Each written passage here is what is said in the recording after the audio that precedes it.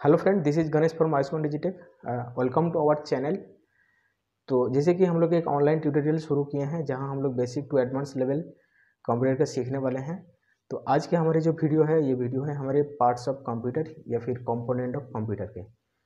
तो फर्स्ट आपको ये आइडिया होना चाहिए कि हमारे जो कंप्यूटर है ये कोई पर्टिकुलर एक चीज़ या फिर एक डिवाइस से नहीं बना है।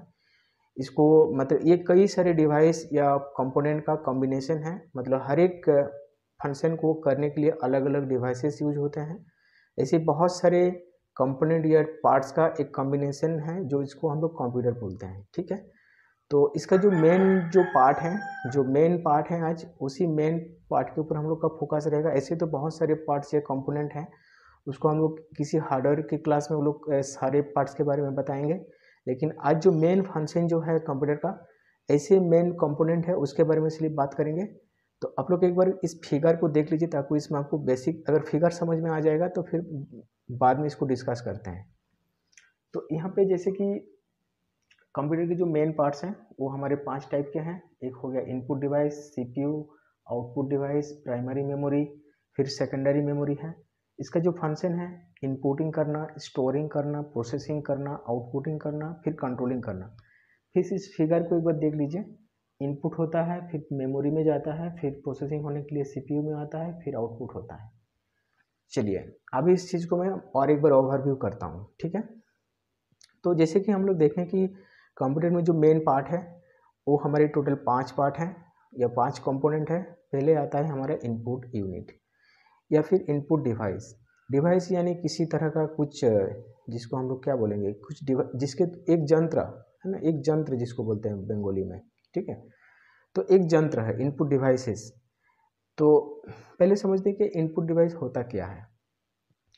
कंप्यूटर में इनपुट डिवाइस का रोल ये है कि ऐसे डिवाइस के थ्रू कुछ भी डेटा या प्रोग्राम कंप्यूटर में इन होता है। मतलब जिस डिवाइस के थ्रू कंप्यूटर में कोई डेटा या प्रोग्राम इन होगा तो ऐसे डिवाइस को हम लोग क्या बोलेंगे, इनपुट डिवाइस बोलेंगे। डेटा मीन्स यहाँ पे कुछ भी हो सकता है। वो डेटा एक रॉ मटेरियल होता है, वो कोई अल्फ़ाबेट भी हो सकता है, कोई नंबर हो सकता है, कोई सिंबल हो सकता है या फिर किसी और चीज़ हो सकता है। ठीक है, तो डेटा या फिर प्रोग्राम, तो ऐसे डेटा या प्रोग्राम को ही वो इनपुट ले पाता है।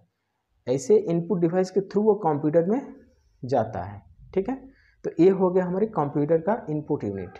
सेकंड है हमारे सीपीयू। सीपीयू क्या करता है, सीपीयू का जो रोल है एक्चुअली सारे जो ऑपरेशन कंप्यूटर का सारे जो ऑपरेशन जो परफॉर्म होता है वो हमारे सीपीयू के थ्रू ही होता है। सीपीयू के हमारे 2 पार्ट हैं। एक हो गए हमारे सीयू या फिर कंट्रोल यूनिट, दूसरा है हमारे एरिथमेटिक लॉजिक यूनिट। ये दोनों मिल के हमारे सीपीयू होता है। आगे हम लोग डिटेल्स में समझेंगे। ये 2 यूनिट, ये इसका मेन काम क्या है, ये एक्चुअली जो डेटा एंट्री होता है थ्रू कीबोर्ड के थ्रू, उस डेटा को ये प्रोसेस करता है या फिर मैनिपुलेट करके उसका एक रिजल्ट या इंफॉर्मेशन में कन्वर्ट करता है। मतलब जो भी डेटा हम लोग इनपुट करते हैं ऐसे डेटा को सीपीयू के माध्यम से उसका प्रोसेस होता है। ठीक है, मतलब डेटा प्रोसेसिंग का काम जो करता है वो हमारा सीपीयू करता है। ठीक है, नेक्स्ट है हमारे आउटपुट डिवाइस। आउटपुट डिवाइस का रोल क्या होता है यहाँ पे, जैसे कंप्यूटर में जो प्रोसेस कर लेता है जो डेटा को, तो उसको दिखाने के लिए कुछ डिवाइस होना चाहिए। मतलब रिजल्ट को रिप्रेजेंट करने के लिए जो रिजल्ट या इंफॉर्मेशन सीपीयू के माध्यम से बना हुआ था, उस रिजल्ट को शो करवाने के लिए, प्रेजेंट करवाने के लिए किसी डिवाइस का ज़रूरत है। तो ऐसे डिवाइस को हम लोग क्या बोलेंगे, आउटपुट डिवाइस बोलेंगे। जैसे हमारे कंप्यूटर के मॉनिटर है, स्पीकर हैं, फिर हमारे प्रिंटर हैं, तो ऐसे डिवाइस क्या है हमारे आउटपुट डिवाइस के अंडर पे आता है। नेक्स्ट समझते हैं प्राइमरी मेमोरी या फिर मेमोरी यूनिट। हमारी एक मेमोरी यूनिट है जिसमें हमारे 2 टाइप के मेमोरी हैं। एक हो गया हमारा प्राइमरी मेमोरी, दूसरा है हमारा सेकेंडरी मेमोरी। प्राइमरी मेमोरी और सेकेंडरी मेमोरी का जो बेसिक डिफरेंस है वो क्या है ना, प्राइमरी जो मेमोरी होता है वो कोई डेटा को सिर्फ मतलब वो स्टोर नहीं करता है। सेकेंडरी में जो मेमोरी है उसमें किसी भी डेटा को स्टोर करने में हेल्प करता है कंप्यूटर को। तो जैसे ही हम लोग कुछ डेटा को इनपुट करते हैं फर्स्ट टाइम, तो वो पहले जाके प्राइमरी मेमोरी में, मतलब वो प्राइमरी मेमोरी के जाके सेव होता है। ठीक है, वो पहले से वो बाद में जो डेटा प्रोसेस हो जाता है सीपीयू, फिर प्राइमरी मेमोरी से वो सीपीयू में आता है प्रोसेस होने के लिए। प्रोसेस होने के बाद फिर से वो प्राइमरी मेमोरी के पास जाता है, फिर वहाँ से उस रिजल्ट को किसी आउटपुट के डिवाइस के थ्रू वो प्रेजेंट करता है। फिर इस डेटा को परमानेंट बेसिस से सेव करने के लिए जिस डिवाइस का यूज होता है, ऐसे डिवाइस को हम लोग बोलेंगे सेकेंडरी मेमोरी। मतलब क्या हुआ कि सेकेंडरी मेमोरी में कुछ डेटा को हम लोग परमानेंटली सेव कर सकते हैं। प्राइमरी डेटा को सिर्फ वर्किंग मेमोरी हम लोग बोलते हैं, क्योंकि इसके ऊपर जो भी मेमोरी आता है उसके ऊपर वो सीपीयू वहाँ से लेके उसको प्रोसेसिंग का काम करता है। मतलब कुछ भी डेटा अगर हमारे कंप्यूटर में है तो सीपीयू में आता है, सीपीयू प्राइमरी मेमोरी जो है या फिर रैम जो है रैम के पास से लेता है, फिर उसको प्रोसेस करता है, फिर उसको रैम के पास भेजता है, फिर रैम से उसको आउटपुट डिवाइस के थ्रू शो करता है। तो ये जो रोटेशनली जो साइकिल है ये चलता रहता है कंप्यूटर के अंदर, ठीक है। तो इसका जो बेसिक ये जो 5 डिवाइसेस थे, इसका जो बेसिक फंक्शन है, इस चीज़ को थोड़ा समझने की कोशिश करते हैं। इसका जो टेक्निकली नेम है, इसको कुछ टेक्निकली नेम से इसको बुलाया जाता है, जिससे कि इनपुटिंग करना। इनपुटिंग इन द सेंस कि किसी डेटा को हम लोग कंप्यूटर में जब लिख रहे हैं या फिर इंटर कर रहे हैं, डेटा इंटर करने का जो टेक्निक है, ऐसे टेक्निक, इस टेक्निक को हम लोग क्या बोलेंगे, इनपुटिंग करना। मतलब हम कंप्यूटर में कुछ लिखने का कुछ काम कर रहे हैं या फिर कुछ डाल रहे हैं कंप्यूटर में प्रोसेस होने के लिए, तो इस प्रोसेस को हम लोग क्या बोलेंगे, इनपुटिंग करना बोलेंगे। इनपुटिंग के बाद आता है हमारा स्टोरिंग करना। स्टोरिंग इन द सेंस कि जैसे ही हम लोग कुछ डेटा या प्रोग्राम की किसी इनपुट डिवाइस के थ्रू हम लोग डालें, तो वो डेटा पहले तो स्टोर होगा। वो कहाँ होगा, हमारा मेमोरी यूनिट पे। कौन से मेमोरी यूनिट पे होगा, प्राइमरी मेमोरी यूनिट पे, जिसको हम लोग रैम के नाम पे जानेंगे। ऐसे प्राइमरी मेमोरी को हम लोग इंटरनल मेमोरी या फिर मेन मेमोरी भी बोला जाता है। अब प्राइमरी मेमोरी का 2 एग्जाम्पल है, एक रैम और एक ROM रोम। तो रैम और रोम के डिफरेंस जो हम लोग दूसरे वीडियो में कवर करेंगे, ठीक है। तो इसको बोलेंगे हम लोग स्टोरिंग। फिर होता है प्रोसेसिंग।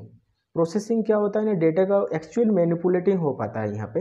मैनिपुलेटिंग मतलब जो भी डेटा हम लोग कुछ कंप्यूटर को, जैसे कि 2+2 अगर हम लोग थ्रू कीबोर्ड से अगर लिख रहे हैं, तो इस पर्टिकुलर डेटा का हम लोग कुछ एडिशन करने के लिए डाल रहे हैं। तो एडिशन करने का जो काम है, इसको मैनिपुलेट कौन करता है, सीपीयू करता है। तो सीपीयू के हमारे 2 पार्ट हैं, एक हो गया कंट्रोल यूनिट, दूसरा है हमारा अरिथमेटिक लॉजिक यूनिट।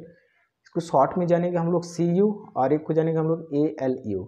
ALU यानी arithmetic logic unit. Arithmetic logic unit in the sense की जो मैथमेटिकल और लॉजिकल ऑपरेशन, मैथमेटिकल जैसे एडिशन, सब्ट्रैक्शन, मल्टीप्लिकेशन, डिवीजन, इस तरह के जो ऑपरेशन होता है।